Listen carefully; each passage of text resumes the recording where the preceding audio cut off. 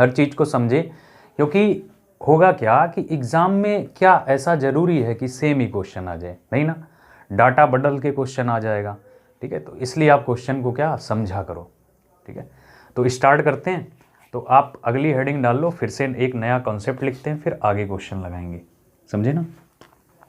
तो हेडिंग लगा लो कॉन्सेप्ट, ये बहुत ज़रूरी है। अगर कोई कॉन्सेप्ट आ रहा है तो ये समझ लो कि उसका बड़ा अहम रोल है।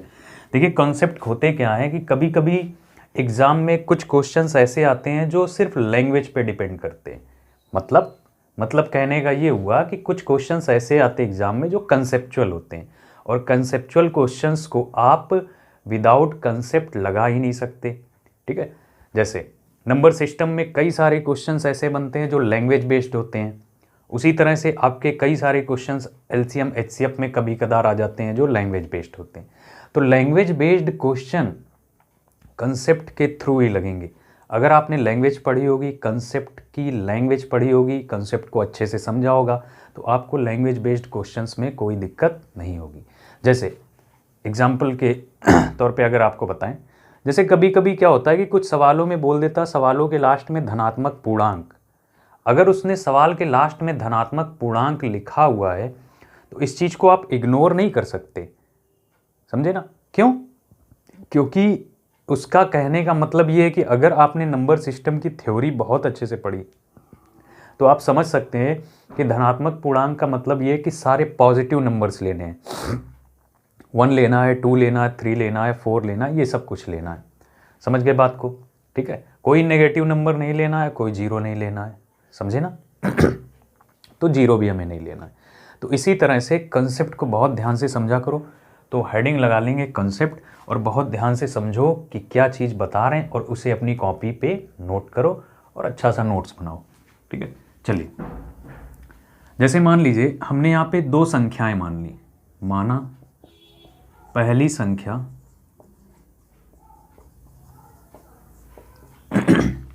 अच्छा एक बात आप ये बताओ कि पिछली कुछ क्लासेस में हमने आपको ये बता रखा है कि अगर हमें एचसीएफ के केस में कोई संख्या माननी है तो संख्या क्या मानेंगे हम? hx और hy, यानी कि h क्या है? h तो अपना मासा है, और x और y क्या है? x और y सह अभाज्य संख्याएं या अपेक्षित अभाज्य संख्याएं, या दोनों संख्याओं का रेशियो कह लो आप। यही तो है ना। तो हमने क्या किया कि माना पहली संख्या जो है hx है, और दूसरी संख्या जो है, दूसरी संख्या आपकी hy है।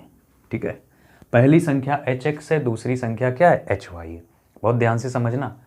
अब अगर हम आपसे कहें कि बताइए इसका सम क्या होगा, सम मतलब योगफल, इसका योगफल क्या होगा, दोनों संख्याओं का सम क्या होगा, तो आप बोलेंगे जो योगफल होगा वो होगा h ब्रैकेट में x प्लस y। होगा कि नहीं होगा? अरे भाई दोनों को जब आप जोड़ोगे तो hx प्लस hy जब आप जोड़ोगे h कॉमन आ जाएगा, और ब्रैकेट में क्या बचेगा आपका? x प्लस वाई तो बचेगा। समझ गए ना। अच्छा अगर हम आपसे पूछे दोनों संख्याओं का अंतर क्या है, दोनों संख्याओं का अंतर क्या है, तो अंतर मतलब डिफरेंस।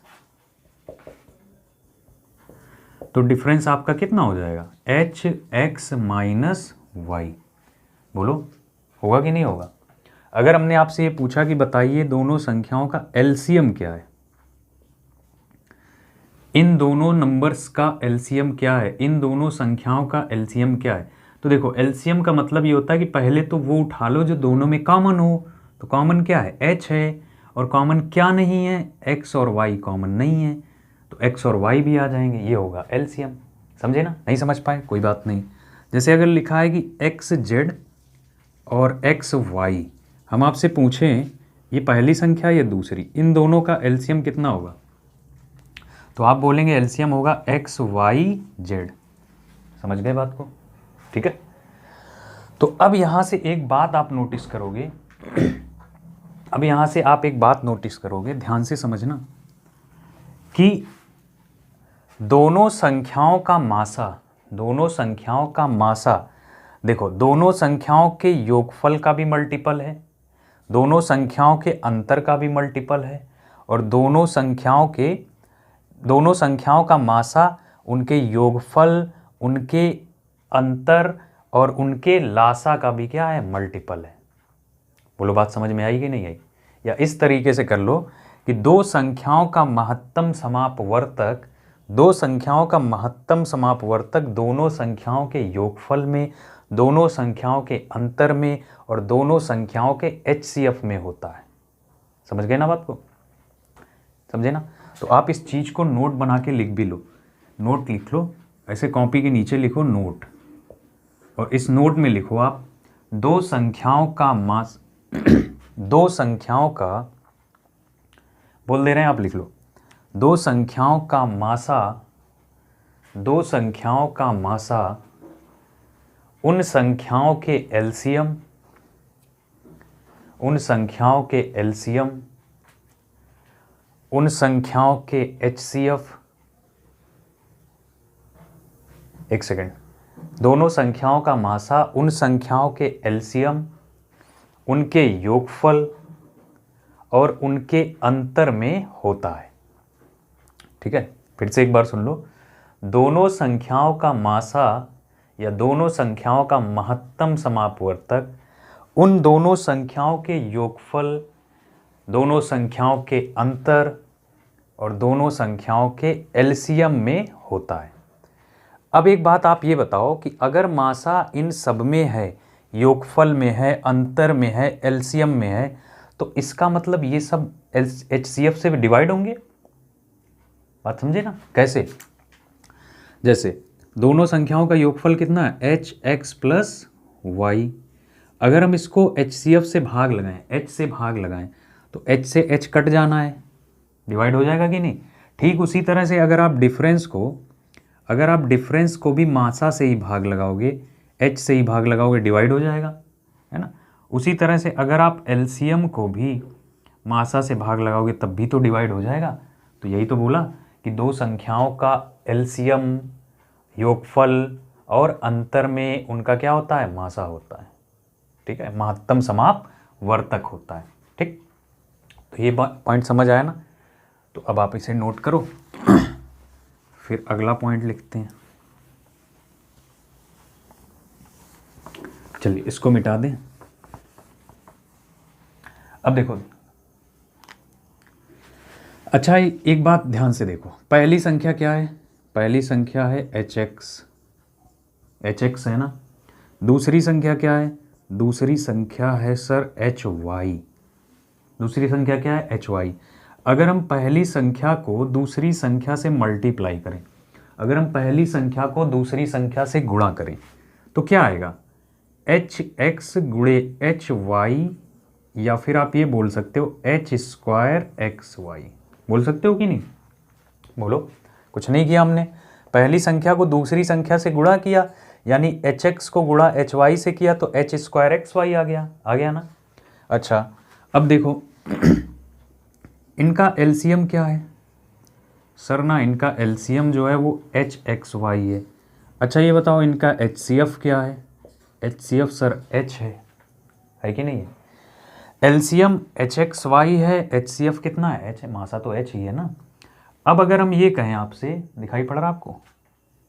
अब अगर हम ये कहें, इधर लिख देते हैं कि अब आप ना LCM को HCF से गुणा करो, LCM को HCF से गुणा करो, तो LCM कितना है? LCM है HXY और HCF कितना है? H है। तो जब आप गुणा करोगे तो क्या हो जाएगा? H²XY होगा कि नहीं होगा? बोलो, समझ पाए बात को? लॉजिक क्या है? लॉजिक देखो, दो संख्याओं का गुणनफल कितना आ रहा है? दो संख्याओं का गुणनफल आ रहा है H²XY, और L के लासा तथा मासा का गुणनफल कितना है? H²XY। तो दोनों बातें बराबर है ना, दोनों बातें बराबर हैं। तो यहाँ पे हम एक बहुत इम्पॉर्टेंट बात समझ सकते हैं कि दो संख्याओं का गुणनफल उनके लासा तथा मासा के गुणनफल के क्या होता है? बराबर होता है। ठीक है, बहुत इंपॉर्टेंट बात है। दो संख्याओं का गुणनफल उनके लासा तथा मासा के गुणनफल के बराबर होता है, यानी कि आप लिख सकते हो पहली संख्या गुणे दूसरी संख्या, पहली संख्या गुणे दूसरी संख्या बराबर एलसीएम गुणे एचसीएफ, पहली संख्या गुणे दूसरी संख्या बराबर एलसीएम गुणे क्या हो जाएगा, एचसीएफ हो जाएगा। ठीक है, और ये बहुत काम की चीज़ है, आप इसे नोट करो। पहली संख्या गुणे दूसरी संख्या बराबर एलसीएम गुणे क्या, एचसीएफ। ठीक, तो आप इसे नोट करो। फिर आगे बढ़ते हैं।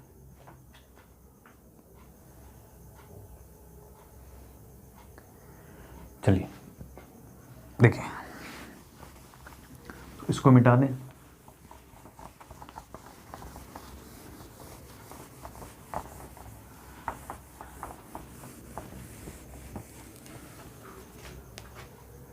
अच्छा, आज लाइट कम ज़्यादा नहीं हो रही ना? हाँ ठीक है। चलिए देखिए, आज ऐसा इसलिए हो रहा है क्योंकि बहुत सारे बल्ब लगा दिए हैं। ठीक है, ताकि वीडियो में क्लियरिटी आ जाए। चलो ध्यान से देखो, जो समझाया समझ आया ना? फिर से एक बार दोहराते हैं।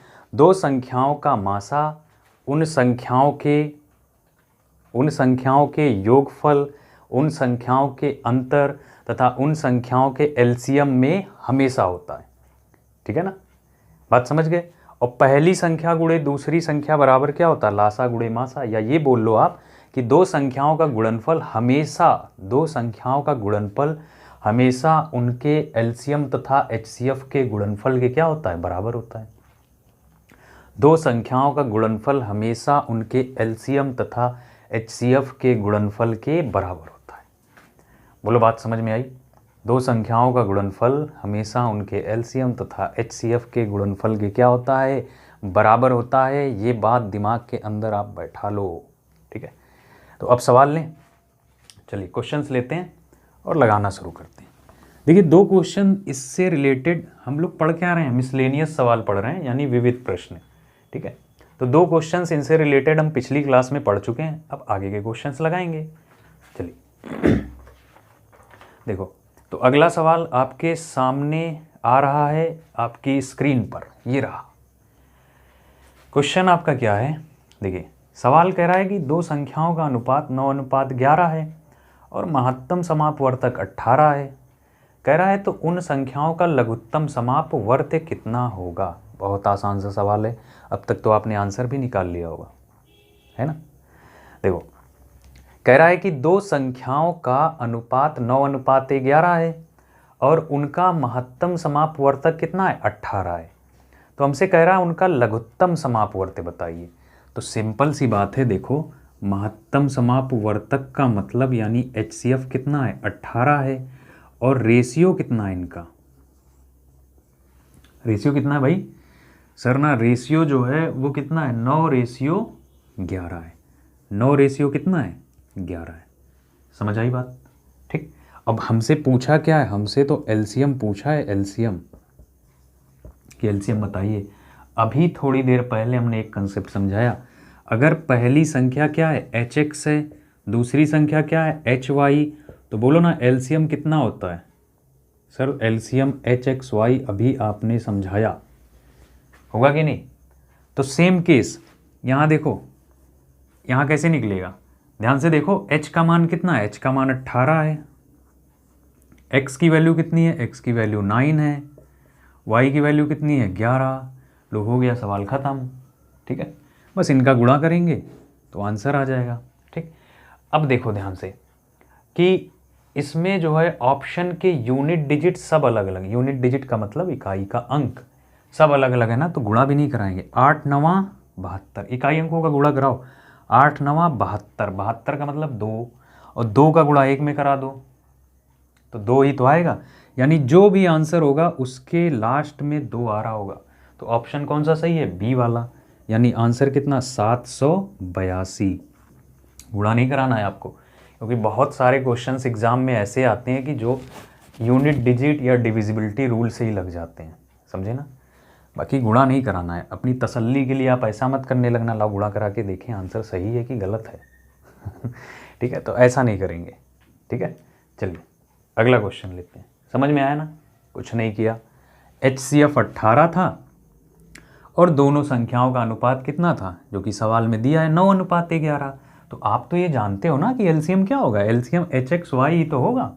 तो बस क्या किया है, h की वैल्यू 18 रख दी, x की वैल्यू 9 रख दी और y की वैल्यू 11 रख दी, गुणा करा दिया। 782 होगा अपना क्या एलसीएम। चलिए आगे बढ़ जाएं, नेक्स्ट क्वेश्चन लेते हैं। तो अगला सवाल आपकी स्क्रीन पे आ चुका है, ठीक है, ध्यान से देखो अगला सवाल। कह रहा है दो संख्याओं के एचसीएफ और एलसीएम क्रमशः 48 और 720 हैं। कह रहा है दोनों संख्याओं का अनुपात 3:5 है, फिर बड़ी संख्या क्या है, ये तो कह रहा है। तो अगर थोड़ा सा दिमाग लगाओ तो आपको इसमें पेन भी नहीं उठाना है, ध्यान से समझना आप। दो संख्याओं का रेशियो हमें दिया है, कितना दिया है, 3:5 दिया है। रेशियो का मतलब आप जानते ही हो कि x और y की वैल्यू है, यही ना, x और y की वैल्यू है। और एलसीएम दिया है 720 और एचसीएफ दिया है कितना, 48। तो अगर आप एचसीएफ को x से गुणा करोगे तो पहली संख्या बनेगी, एचसीएफ को y से गुणा करोगे तो दूसरी संख्या बनेगी, ठीक है। तो कह रहा बड़ी संख्या, तो देखो 48 का गुणा अगर आप 3 में करोगे तो छोटी बनेगी, कैसे पता चला, और 48 का गुणा अगर आप 5 में करोगे तो बड़ी बनेगी। समझ गए कि नहीं, बोलो बात समझ में आई। तो 48 का गुणा 5 में करेंगे तो 5 अट्ठे 40 और कितना हो जाएगा, 5 अट्ठे 40 और 5 चौके 20, यानी 240 आंसर आएगा। बात समझ गए ना, ठीक। तो बहुत आसान क्वेश्चन था, क्या था। अच्छा, आप कितने लोग सोच रहे होंगे साले एलसीएम क्यों दिया है। अरे एलसीएम का कोई मतलब नहीं है, अगर आप एलसीएम लेके लगाओगे सवाल तब भी लगेगा, लेकिन मेथड क्या होगा, लॉन्ग हो जाएगा, ठीक है ना। तो आपको ज्ञानी नहीं बनना है, तरीके सीखने, ठीक है। तो बहुत लंबा मेथड लेके जाना भी नहीं है, हमें तो एग्ज़ाम क्लियर करना है, ठीक। बस हमें सर कंसेप्ट सिखा दो अच्छे से और शॉर्टकट बता दो, बस। कंसेप्ट सीख लिया, अब शॉर्टकट अप्लाई करो, ठीक है ना। तो देखो लगाना कैसे, एचसीएफ कितना दिया है, एचसीएफ दिया है 48, एलसीएम कितना दिया है, एलसीएम 720, ठीक है। और कह रहा है दोनों संख्याओं का रेशियो, रेशियो कितना है, x रेशियो y, यानी 3 रेशियो कितना है, 5 है। समझ गए ना। तो हमसे क्या पूछा है, बड़ी संख्या बताइए। अच्छा, संख्याएं होती क्या हैं, रट्टा मार लो कि hx और hy होती है। ये हमने पिछली क्लास में चीख चीख के बताई है बात आपको, ठीक है, कि hx और hy क्या है। तो देखो पहली संख्या अगर आपको तैयार करनी है तो मासा को पहले वाले रेशियो से गुणा करो, यानी 48 गुणे 3, ये पहली संख्या हो जाएगी।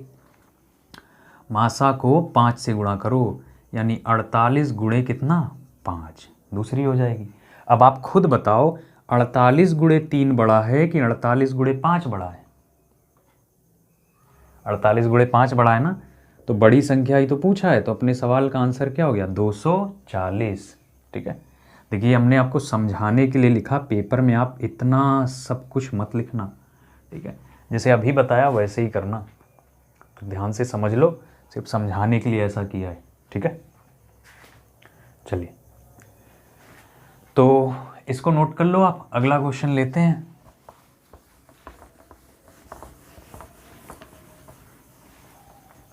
देखिए नेक्स्ट क्वेश्चन आपकी स्क्रीन पर ये रहा।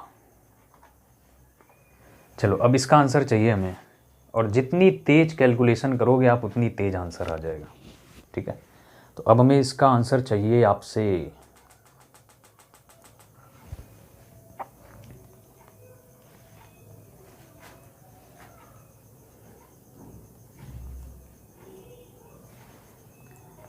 शाबाश, जितने लोगों ने लगा लिया है भाई, बिल्कुल सही आंसर है आपका 476। यूनिट डिजिट से लगाया ना, इकाई अंक से, बिल्कुल सही है। देखिए कह रहा है दो संख्याओं का अनुपात कितना है, 6:11 है। तो यानी इतनी बात समझ में आ गई कि x रेशियो y कितना है, 6:11 है, दिया है ना। उनका HCF 28 है, मासा कितना है, 28 है, तो मासा 28 लिख लिया। मासा कितना है, 28 है। कह रहा है तो इन दो संख्याओं का योगफल बताइए।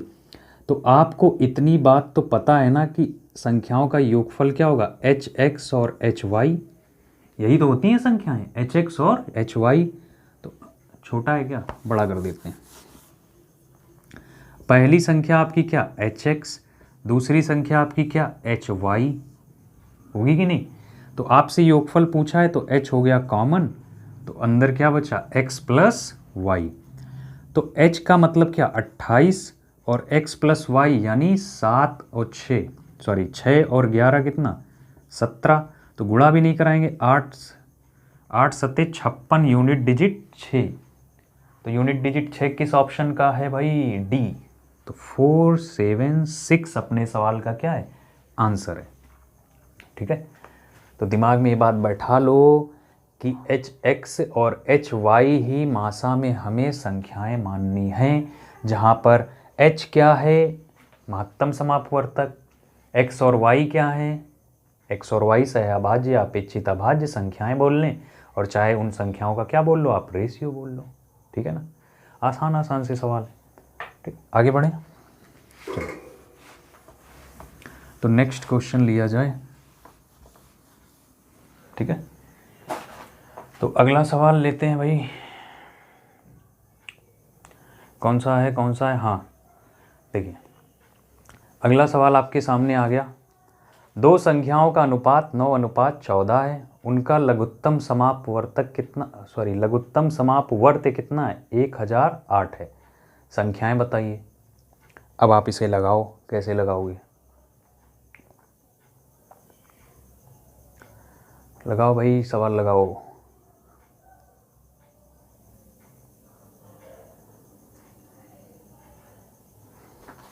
अब इस क्वेश्चन को तो आपको लगाना ही पड़ेगा। देखिए वीडियो को रोक करना, पहले आप क्वेश्चन लगाने की कोशिश किया करो, पहले कोशिश तो करो, जब नहीं आएगा तो फिर तो सॉल्यूशन है ही, है ना। तो एक बार कोशिश किया करो, तो खुद से लगाने की कोशिश किया करो, अगर लग जाता है तो ठीक है, और नहीं लगता है तो फिर सॉल्यूशन देखो आप कैसे लगेगा, उस चीज़ को समझो, उस चीज़ को ध्यान से देखो। ठीक है, जैसे देखो कह रहा है दो संख्याओं का अनुपात कितना है, 9:14 है, और उनका लघुत्तम समापवर्त कितना है, 1008 है। तो हमें संख्याएं बतानी है। तो अगर आप ध्यान से देखो तो x रेशियो y कितना है अपने पास, 9 रेशियो कितना है, 14। इसका मतलब तो आप समझते ही हो ना। ठीक है, और उनका लघुत्तम समापवर्त यानी एलसीएम कितना है, सर अगर एलसीएम की बात करें तो 1008 है, यही है ना।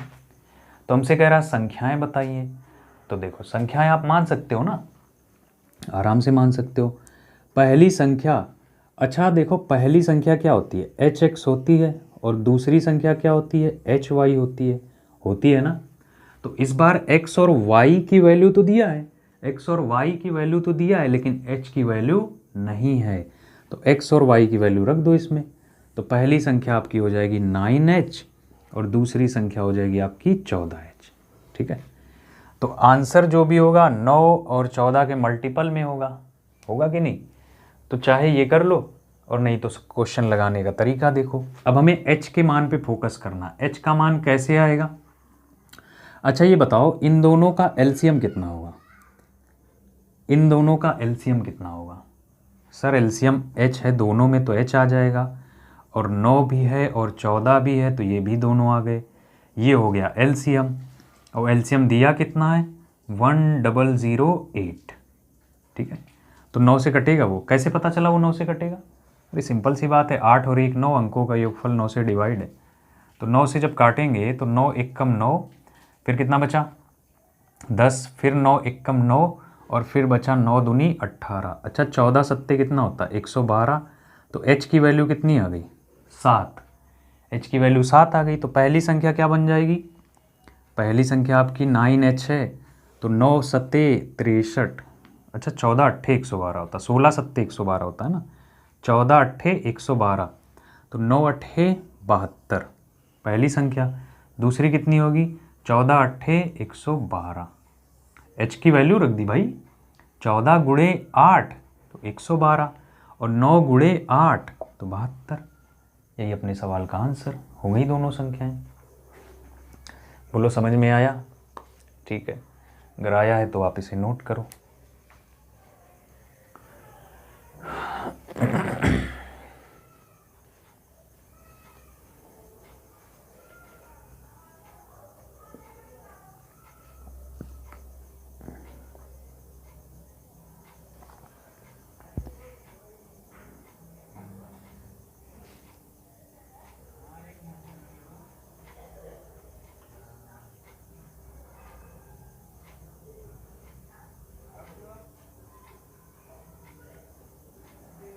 चलिए, तो अगला सवाल आपकी स्क्रीन पे आ रहा है। क्वेश्चन आपके सामने है, इसे लगाने की कोशिश करिए। देखिए बहुत ही अच्छा क्वेश्चन है, पहले आप खुद से ट्राई करो, फिर उसके बाद देखते हैं। देखिए सवाल क्या है कि 3 अंकों की 2 संख्याओं का महत्तम समापवर्तक और लघुत्तम समापवर्त 23 और 1771 है। कह रहा उन संख्याओं का योगफल ज्ञात कीजिए। पहले देखो 2 संख्याएं हैं, पहली संख्या और दूसरी संख्या। ये सब संख्याएं कितने अंकों की है? 3 अंकों की है। 3 अंकों की संख्या ये भी है और 3 अंकों की संख्या ये भी है। इस चीज़ का ध्यान देना आप, ठीक है। फिर कह रहा मासा तथा लासा क्रमशः, यानी HCF कितना है? 23 है और LCM 1771 है। यही दिया है ना। अब हमसे कह रहा है कि उन संख्याओं का योगफल बताइए। अगर आपको उन संख्याओं का योगफल बताना है तो पहले तो आपके पास संख्या होनी चाहिए ना। सबसे पहले तो आपके पास संख्या होनी चाहिए। तो संख्या क्या मानोगे? 23x और 23y, यही तो मानेंगे, 23x और 23y। और आपसे योगफल पूछा है तो योगफल मतलब होता है 23 ब्रैकेट में x प्लस वाई, मतलब दोनों को जोड़ करके ही तो आंसर बताना है। तो ऑप्शन या तो 23 का मल्टीपल चेक कर लो, है ना, 23 का मल्टीपल चेक कर लो, और नहीं तो क्वेश्चन को आगे लगाओ। तो एलसीएम दिया हुआ है तो देखो इनका एलसीएम कितना होगा? एलसीएम होगा 23x इंटू वाई बराबर 177। समझ पाए इस चीज़ को? ठीक है, कुछ नहीं किया, बस जो कुछ था उसी को लिख दिया है। तो आप ध्यान से समझो। अब देखो ध्यान से, अब 23 से ये कटेगा, 23 सत्ते 161, 23 सत्ते कितना होता है? 161 होता है। 23 सत्ते 161, 161 को जब आप 177 में घटाओगे तो 16 बचेगा, यानी 1 और है, फिर जाएगा 23 सत्ते 161। तो अब देखो ये अपेक्षित अभाज्य संख्याओं का गुणनफल कितना आया? 77 आया है। एक क्वेश्चन पीछे करा भी चुके हैं। तो इसके संभावित जोड़े क्या होंगे सर? 1 इंटू 77 होगा, और या तो होगा 11 और 7।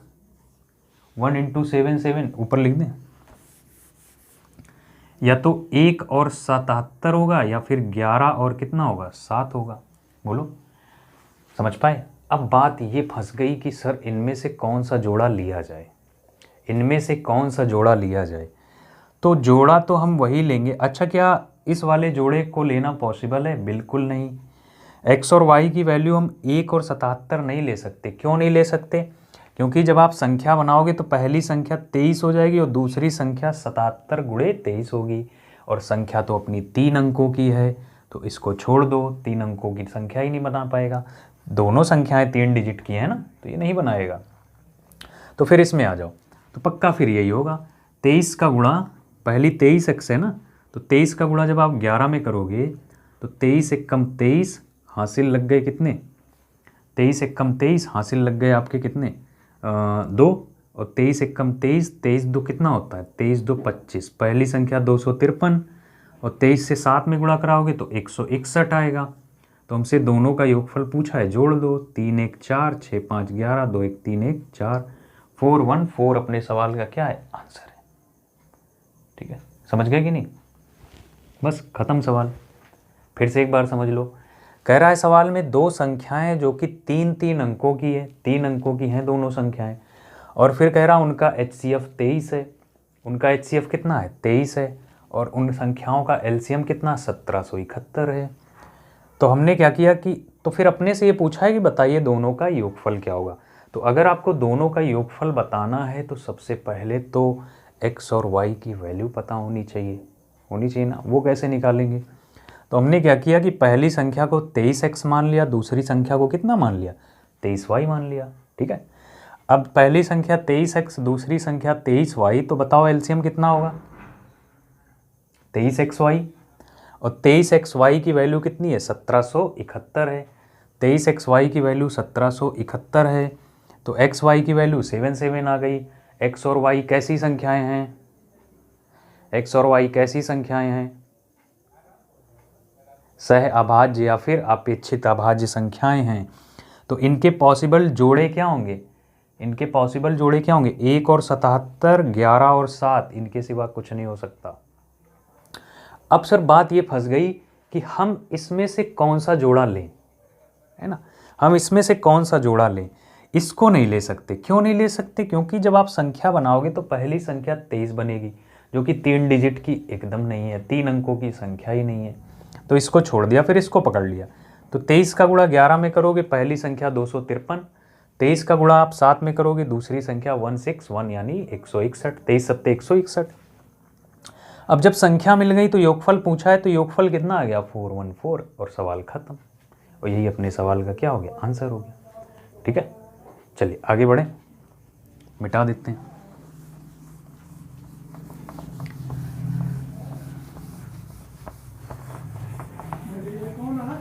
देखो अगला क्वेश्चन आपके सामने कौन सा है भाई? हाँ, अब इस सवाल को आप लगाएं। देखिए बहुत ही अच्छा क्वेश्चन है। देखिए लिखा है, दो संख्याओं के लासा तथा मासा का गुणनफल 24,300 है। उन संख्याओं में 4:3 का क्या है, अनुपात है। दो संख्याओं के लासा तथा मासा का गुणनफल 24,300 है। उन संख्याओं में 4:3 का क्या है, रेशियो है। तो उन संख्याओं के लासा तथा मासा का योग क्या है, ये पूछा है आपसे। तो कैसे लगाओगे आप इस सवाल को, बोलो कैसे लगेगा क्वेश्चन, बोलो भाई।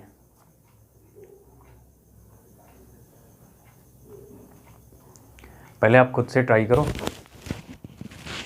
देखिए ध्यान से, दो संख्याओं के लासा तथा मासा का गुणनफल 24,300 है। तो एलसीएम और एचसीएफ का गुणनफल लिख लेते हैं। एलसीएम और एचसीएफ का गुणनफल 24,000 कितना है, 300 है, दिया हुआ है हमें। ठीक है, उन संख्याओं में 4:3 का अनुपात है। लो दूसरी बात भी दे दी कि x रेशियो y आपको दिया है 4:3। 4 रेशियो कितना, 3 दिया है। ठीक है, फिर कह रहा उन संख्याओं के लासा तथा मासा का योगफल बताइए। यानी हमें क्या बताना है, एलसीएम प्लस एचसीएफ बताना है। एलसीएम प्लस एचसीएफ बताना है।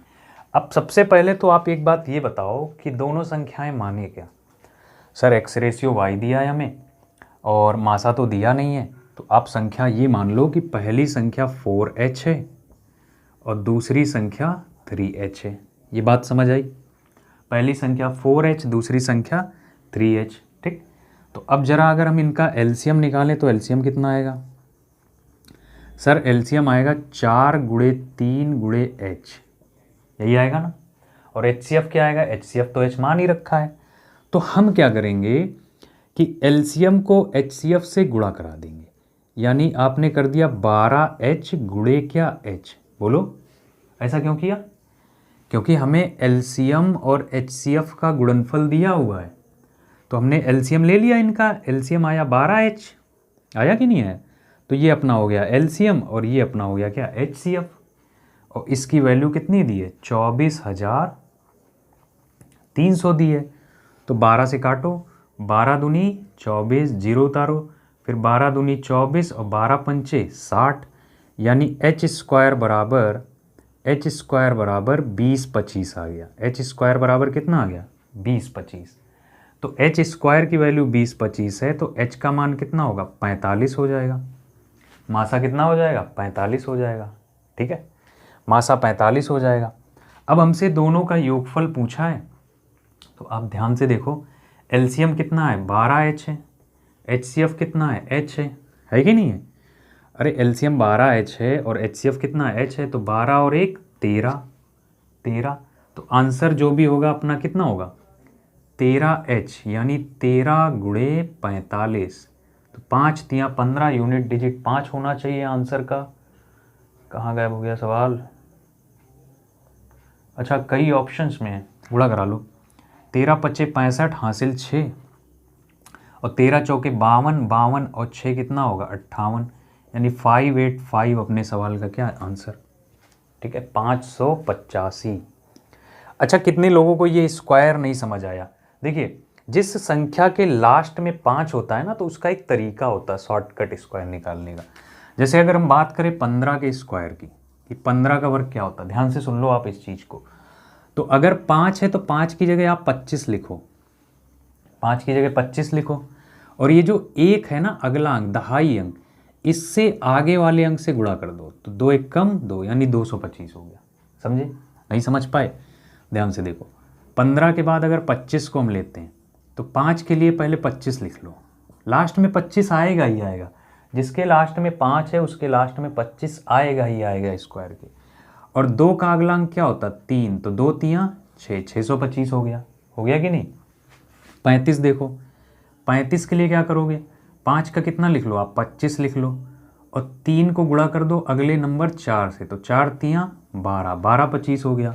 हो गया कि नहीं? अब मेंटली सोचो, 45 सर 45, 4 पंचे 20 25, देखो 4 पंचे 20 25 वही तो लिखा है। ठीक, 55, 55 का 5 का अगला अंक 6, 5 छक्के 30 25। ठीक है, चलो 65 का बताओ आप, 65 तो यानी 6 का अगला अंक 7, तो 6 सत्ते 42 25।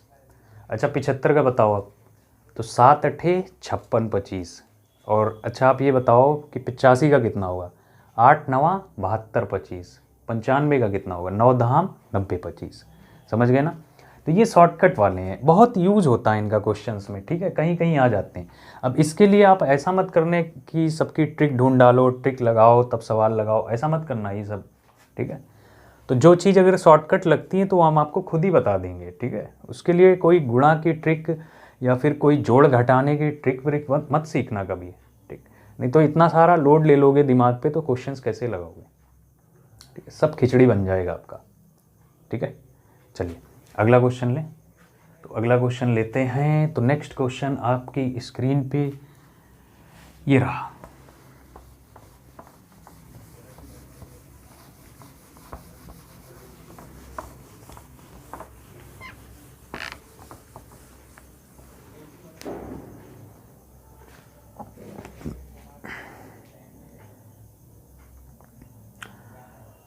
तो पहले आप इसे लगाने की कोशिश करो खुद से।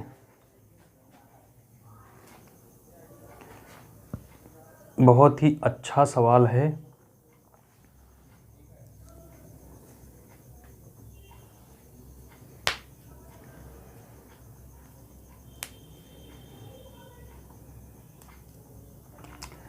देखिए क्या लिखा हुआ है, सवाल लिखा हुआ है कि दो संख्याओं का योगफल 128 है तथा उनके मासा व लासा क्रमशः 8 और 504 हैं। ठीक है, उन संख्याओं के व्युत्क्रमों का योगफल क्या होगा? ठीक, तो हमें दो संख्याएं माननी पड़ेंगी ना। तो आप एक काम करो, संख्याएं माननी है फिर उनके व्युत्क्रमों का योगफल भी बताना है। समझ गए ना? तो अच्छा पहले ये बताओ कि व्युत्क्रम का मतलब क्या होता है? व्युत्क्रम का मतलब होता है उल्टा। जैसे अगर हम आपसे पूछे x का व्युत्क्रम तो आप बोलोगे 1/x। अगर हम आपसे ये पूछे y का व्युत्क्रम तो आप बोलोगे 1/y। अगर हमने आपसे ये पूछा कि z का व्युत्क्रम तो आप बोलोगे 1/z। ठीक है ना?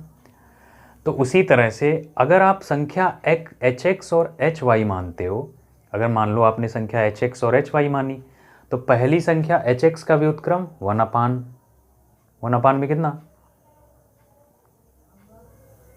1/, में hx हो जाएगा प्लस 1/, में hy हो जाएगा। एलसीएम लेना पड़ेगा। तो हम एक काम करते हैं, दूसरा तरीका अपनाते हैं। इस बार संख्या को हम hx और hy नहीं मानेंगे, मानोगे तब भी आएगा, लग जाएगा इस क्वेश्चन, लेकिन कुछ और मान लेते हैं। जैसे एक काम करो आप कि पहली संख्या को ना a मान लो। पहली संख्या को हमने कितना मान लिया? a मान लिया। दूसरी संख्या को हमने मान लिया कितना? b। पहली संख्या हमने a मान ली, दूसरी संख्या b मान ली। कह रहा है दोनों का योगफल 128 है, तो दोनों का योगफल मतलब a प्लस b कितना हो गया? 128 दिया है सवाल में।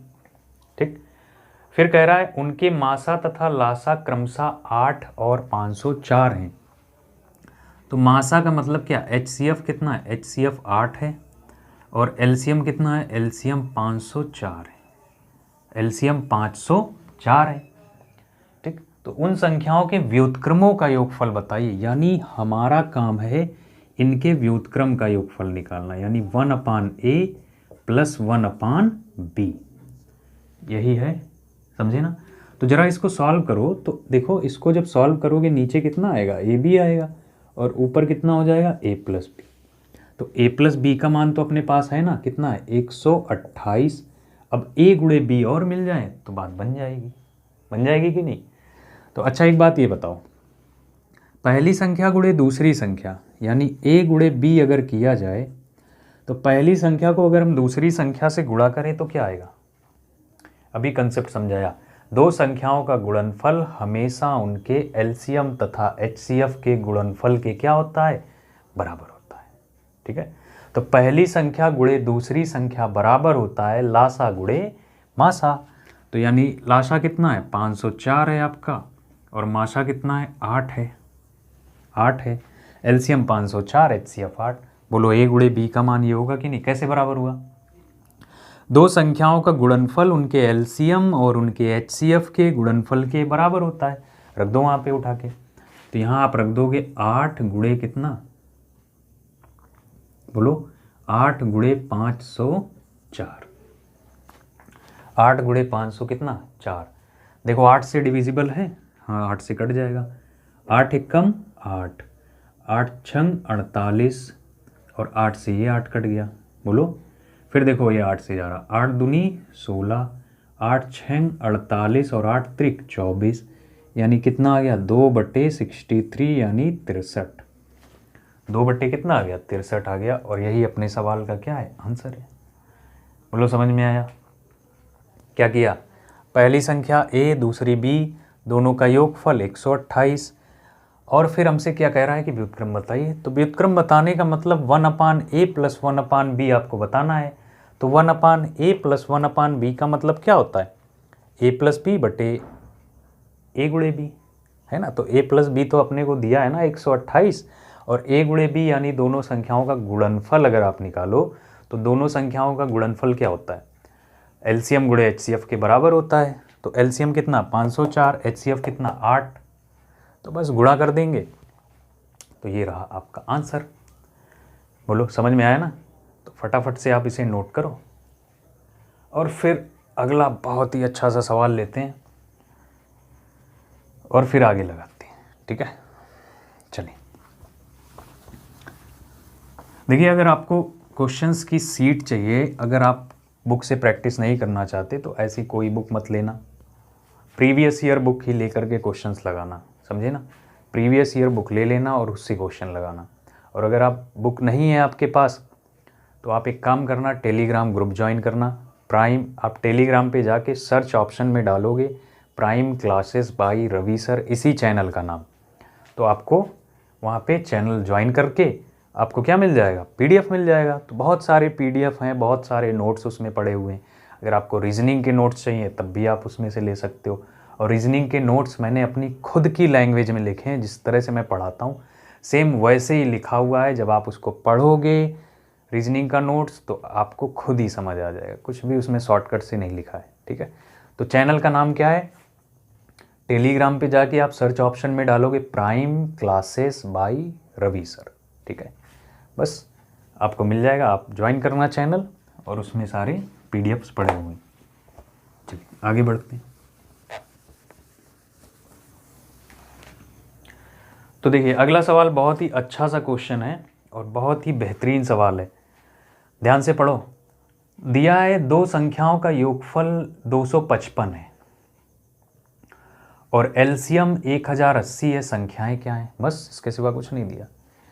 कह रहा है कि दो संख्याओं का योगफल 255 है और एलसीएम कितना है, 1080 है। तो हमसे कह रहा है कि संख्याएं क्या हैं। ठीक है, देखो ध्यान से, अब एक काम करो आप, अब इस बार ए और बी संख्या नहीं मानते, अब इस बार अपनी वही संख्या मान लेते हैं, क्या, एच एक्स और एच वाई। तो देखो दो संख्याओं का योग 255 है, तो पहली संख्या अपनी क्या मानी जाती है, पहली संख्या। दूसरी संख्या अपनी क्या होती है, एच वाई। दोनों का योगफल क्या होगा सर, दोनों का योगफल एच एक्स वाई। आप यही बात कई बार बता चुके हो, है ना, ठीक है। योगफल कितना दिया, 255, यानी 255। और क्या दिया है, और देखो दिया है कि एलसीएम 1080 है। तो अच्छा ये बताओ पहले इनका एलसीएम कितना होगा सर, एलसीएम होगा एच एक्स वाई, और दिया है सवाल में 1080। बोलो, ठीक है। तो कह क्या रहा है, दोनों संख्याएं बताइए। अच्छा अब बस इतना दिया, इसके सिवा कुछ नहीं है सवाल में। अब इन्हीं का यूज करके आपको दोनों संख्याएं बतानी। तो सीधी सी बात यह है कि ना तो अपने पास h है और ना ही एक्स वाई है, दोनों का पता नहीं है ना। बिना x और बिना एक्स वाई निकाले और h निकाले हम इस सवाल को लगा सकते नहीं हैं, ठीक है ना, क्योंकि यहाँ पे तीन चीज़ें गायब है, h भी गायब है, x और y भी गायब है। तो ये तीनों चीज़ें गायब हैं, तो अब इस चीज़ को कैसे निकालेंगे। तो आप ध्यान से समझो, आप ध्यान से समझो, हमें ये दो बातें दी हुई हैं और इन्हीं की हेल्प से या मदद से हमें x और y और h की वैल्यू निकालनी। तो हम एक काम ना करें, अगर हम इसमें से एक चीज़ को हटा दें तो थोड़ा सा आसान हो जाएगा, क्योंकि किसी समीकरण में तीन चीज़ें अगर गायब हैं, ठीक है, तीन वेरिएबल्स अगर आपके गायब हैं तो क्वेश्चन लगेगा कैसे, ठीक। तो ध्यान से देखो, भाग लगा देते हैं दोनों को क्या कर दें, भाग लगा दें एक दूसरे से। तो जैसे ही भाग लगाएंगे h से h कट जाएगा, समझ गए ना, h से h कट जाएगा। और देखो 255 5 से जाएगा, 5 25, 5 एकम 5, तो 5 से ये भी कटेगा, है ना, 5 दूनी 10 और 5 एकम 5, 5 छक्के 30।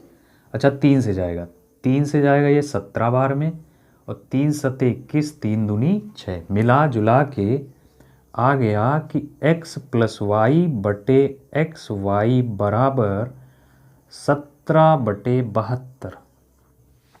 आया कि नहीं आया, ठीक है। तो अब आप ये बताओ, क्या दिया है कि x और y का योगफल 17 है, x और y का योगफल कितना है 17 है, और x और y का गुणनफल कितना है 72 है। दो संख्याएं ऐसी हैं जिनका गुणनफल 72 है और जिनका योगफल 17 है। तो सोच के बताओ ऐसी संख्याएं कौन सी हो सकती हैं सर। 12 छंग 72, 12 छंग 72 हो सकता है सर, लेकिन 12 और 6 को जोड़ने पे 17 कहाँ आता है, 19 आता है। चलो कोई और बताओ सर, 24 तियाँ 72 होता है। अच्छा 24 तियाँ 72 होता है, तो 24 और 3 को जोड़ेंगे तो 17 आएगा, नहीं आएगा। कुछ और बताओ सर, 9 8 72 होता है, 9 8 17 भी होता है। चलो तो x की वैल्यू कितनी हो गई, 9 हो गई, और y की वैल्यू कितनी हो गई, 8 हो गई कि नहीं हो गई, समझे ना। तो अब हमें x भी मिल गया है, y भी मिल गया है। अब बाकी क्या रह जा रहा है, सिर्फ h बाकी रह जा रहा है। तो आप ध्यान से देखो, x और y की वैल्यू उठा के आप इसमें अगर रख दोगे इस वाले समीकरण में, तो आसानी से आपका निकल जाएगा क्या, h का मान। तो यहाँ रख दो, इसमें रख दो एच एक्स प्लस कितना y बराबर कितना दिया है, 255 दिया है ना। तो h गुणे x प्लस वाई का मतलब 9 8 कितना 17, और बराबर कितना 255, है ना। तो 17 से कटेगा, 17 एकम 17 और 3 और 5, 17 पचे 85, यानी h की वैल्यू कितनी आ गई, 15 आ गई। तो हमसे क्या पूछा, दोनों संख्याएं। तो पहली संख्या आपकी ये हो जाएगी कि 15 गुणे 9, और दूसरी संख्या आपकी हो जाएगी 15 गुणे 8। तो 15 9 कितना होता है 135, और 15 अट्ठे कितना होता है 120।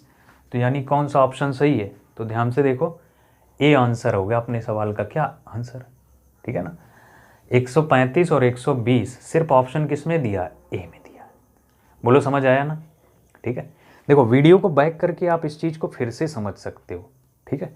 अगर कोई चीज़ आपको समझ में नहीं आ रही तो ये तो रिकॉर्डेड है ना, अगर ये रिकॉर्डेड है तो आप इसको चाहे 10 बार देखो चाहे 100 बार देखो, है ना। अगर एक बार में नहीं समझ आती आप उसको बैक कर लिया करो, ठीक है, उसको बैक कर लिया करो। देखिए कुछ लोग, कुछ स्टूडेंट्स हमारे ऐसे हैं जो ये बोलते हैं सर एक बार फिर से समझा दीजिए, तो एक बार फिर से समझाने का मतलब क्या है, जब ये चीज़ रिकॉर्डेड है तो आप उसको 70 बार बैक करके देख सकते हो ना। आप उसको बैक कर लो और फिर से देख लो, समझ गए कि नहीं। और जब इसका प्रीमियर रिलीज होता है उस टाइम आप इसको बैक नहीं कर सकते हो, तो जब प्रीमियर ख़त्म हो जाया करे तब आप देख लिया करो, समझ गए ना। चलिए आगे बढ़ते हैं, ठीक है, नेक्स्ट क्वेश्चन लेते हैं। देखिए बिल्कुल इसी से मिलता जुलता सवाल फिर से ले रहे हैं और आप उसको लगाओगे ज़रूर। क्वेश्चन आपके सामने ये रहा।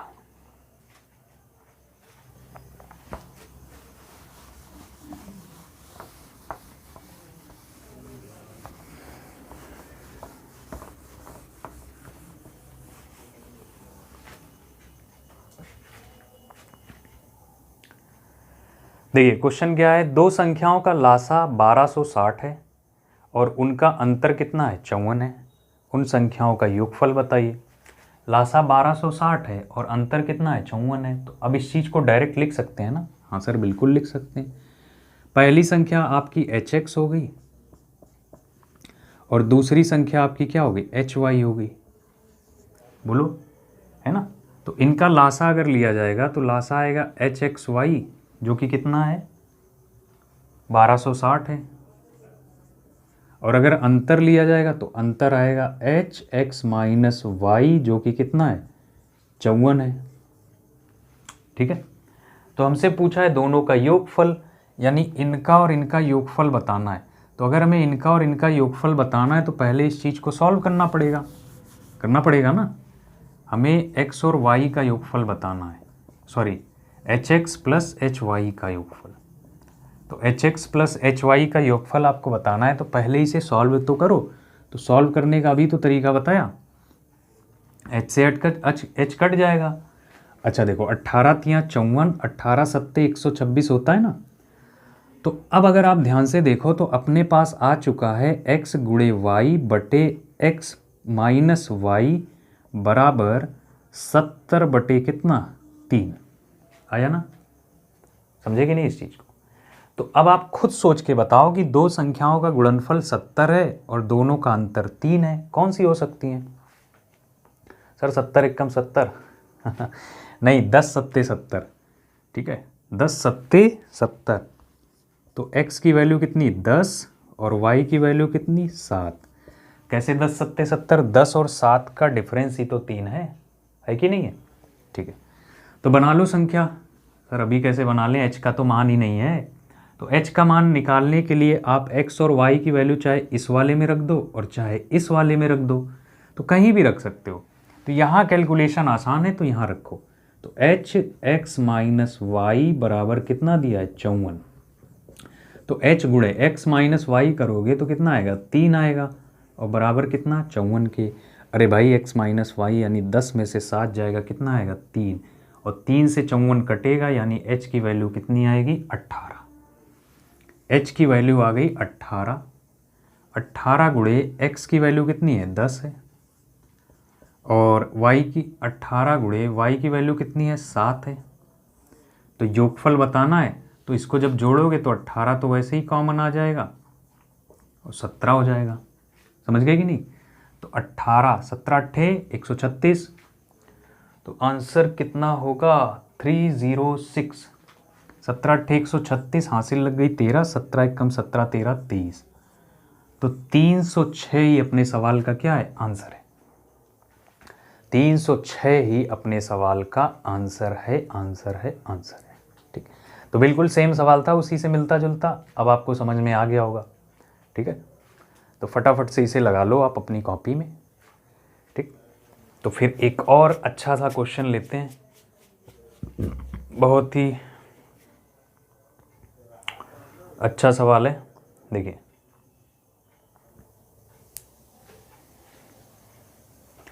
नोट हो गया, चलिए देखिए, वीडियो को रोक करके आप इस चीज़ को नोट कर सकते हैं, ठीक है। देखो अच्छा, अभी एक फार्मूला बताया था ना, पहली संख्या गुणे दूसरी संख्या बराबर एलसीएम गुणे क्या होता है, एचसीएफ होता है कि नहीं होता है। हाँ सर होता है। तो देखो सवाल आपके सामने आया है, दो संख्याओं के एलसीएम और एचसीएफ का गुणनफल 63,504 है। यदि संख्याओं में से एक संख्या 378 है तो संख्याओं का HCF बताइए। ठीक है, संख्याओं का क्या बताइए, HCF। देखो बहुत अच्छा क्वेश्चन है। दो संख्याओं के LCM और HCF का गुणनफल 63,504 है। तो HCF और LCM का गुणनफल हमें दिया है, तो LCM गुणे HCF ये दिया हुआ है, कितना है, 63,504। ठीक, यदि संख्याओं में से एक संख्या 378 है, लो जी पहली संख्या दे दी है 378, तो हमसे कह रहा है HCF ज्ञात कीजिए। हमें HCF ज्ञात करना है। हमें क्या ज्ञात करना है, HCF। तो आप एक काम करो, सीधे सीधे दूसरी संख्या निकाल लो और दूसरी संख्या जैसे ही आ जाएगी HCF भी आ जाएगा। तो देखो पहली संख्या गुणे दूसरी संख्या बराबर क्या होता है, लासा गुणे मासा होता है। हाँ सर बिल्कुल होता है। तो पहली संख्या तो दी हुई है ना, कितनी दी हुई है, 378 दी हुई है, गुणे दूसरी संख्या बराबर क्या, लासा गुणे मासा, यानी 63504। तो यहाँ से दूसरी संख्या निकल जाएगी, तो भाग लगा दो इससे इसमें, तो 2 बार जाएगा, नहीं 2 बार नहीं जाएगा, ज़्यादा हो जाएगा, तो एक ही बार ले जाओ। तो एक बार ले जाओगे, 15 में से 8 जाएगा, तो 15 में से अगर 8 जाएगा तो कितना बचेगा, 15 में से 8 जाएगा 7 बचेगा, और यहाँ घटा लो 12 में से 7 जाएगा 5 बचेगा, और यहाँ घटा लो 2 बचेगा। ठीक है, 2 बचेगा, सही है कि नहीं, सही है ना। 15 में से 8 जाएगा 7 बचेगा, 12 में से 7 जाएगा 5 बचेगा, 5 में से 3 जाएगा 2 बचेगा, और नेक्स्ट 4 एक बार ले गए। अब देखो कितनी बार जाएगा, अब ये जाएगा आपका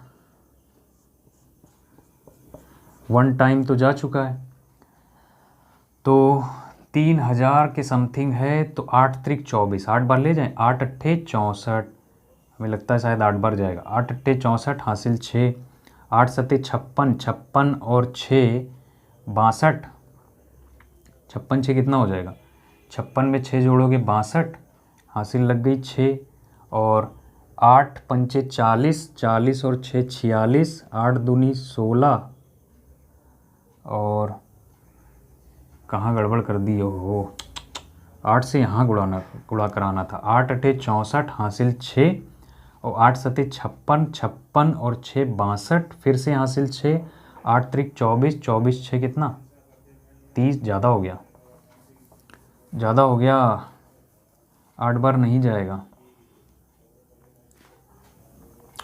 तो इसको ले जाओ। देखो यूनिट डिजिट से, लेकिन यूनिट डिजिट से कहाँ काम बनेगा, हाँ यूनिट डिजिट से बात नहीं बनेगी, भाग ही लगाना पड़ेगा, तो भाग लगा लो, भाग लगा लो, एक बार तो जाएगा ही जाएगा, और एक बार जाएगा तो, ओहो इतनी बड़ी गलती, 0 उतारना था 4 उतार रखा है। ठीक है, 0 उतारना था 4 उतार रखा है। अब ले जाओ, तो 3 अठे 24, 3 सत्ते 21, अगर 3 सत्ते 21 लेके जाएं, 7 बार ले जाएं, 7 अठे 56, और बच गए, हासिल लगा 5, 7 सत्ते 49, 49 और 5 कितना होगा, 49 5 54, हासिल फिर से 5, और 7 त्रिक 21, 21 और 5 कितना 26, फिर ज़्यादा हो गया, 6 बार ले जाओ, 6 अठे 48, हासिल लग गई 4, और 6 सत्ते 42, 42 और 4 कितना 46, हासिल 4, और 6 त्रिक 18 4 22, अभी सही है, 6 बार ले जाओ, और हमें लगता है शायद 8 बार और जाएगा, 10 में से 8 जाएगा, कितना बचेगा 2, और यहाँ 0 बचेगा, और यहाँ कितना बचेगा, 5 में से 2 जाएगा 3, यानी 4। ठीक है, 8 बार में ख़त्म, तो यानी 168 आ जाएगा। दूसरा नंबर कितना आएगा, 168, कट गया ये, तो 168 दूसरा नंबर है, 168, और कितना है 378। ठीक, HCF निकालना है, दोनों का डिफरेंस लो, 0 1 2, तो ऑप्शन को उठा लो, तो ऑप्शन में 21 दिया हुआ है, 21 ही अपने सवाल का क्या है, आंसर है, तो यानी HCF कितना आ गया 21, अरे 210 दिया है, 210 का मतलब 21 गुणे 10, 21 से दोनों ही संख्याएं डिविजिबल हैं, इसलिए 21 ही अपने सवाल का क्या है, आंसर है।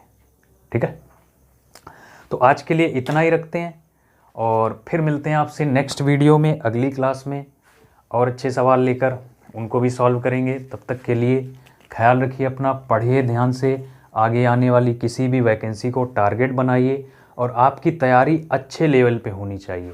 ठीक है, क्यों, इसके पीछे देखिए एक रीज़न है। रीज़न क्या है कि वैकेंसियाँ टाइम पे फाइनल नहीं होती, और वैकेंसियाँ जब टाइम पे फाइनल नहीं होती तो बहुत सारे बच्चे जो CGL देने वाले स्टूडेंट्स हैं या और अच्छे एग्ज़ाम देने वाले, तो वो जो छोटे एग्ज़ाम्स होते हैं जैसे यूपी पुलिस वगैरह हो गया या SSC GD हो गया, तो उनको भी टारगेट कर लेते हैं। वो उनमें जॉब करने में इंटरेस्टेड नहीं है, लेकिन उनमें एग्ज़ाम देने की वजह से मेरिट बढ़ जाती है। तो अब आपको उनके लेवल की पढ़ाई करनी पड़ेगी। बात समझ गए ना? तो इसलिए अच्छे सवाल लगाओ। अगर एग्ज़ाम का लेवल ये है तो आप तैयारी इतने लेवल की करो, तभी क्लियर हो पाएगा। ठीक है, तो बहुत मन से खुद पे कॉन्फिडेंस रखो, बस पढ़ते रहो, रेगुलरिटी बना के पढ़िए। तब तक के लिए ख्याल रखिएगा अपना। Bye bye, take care, bye.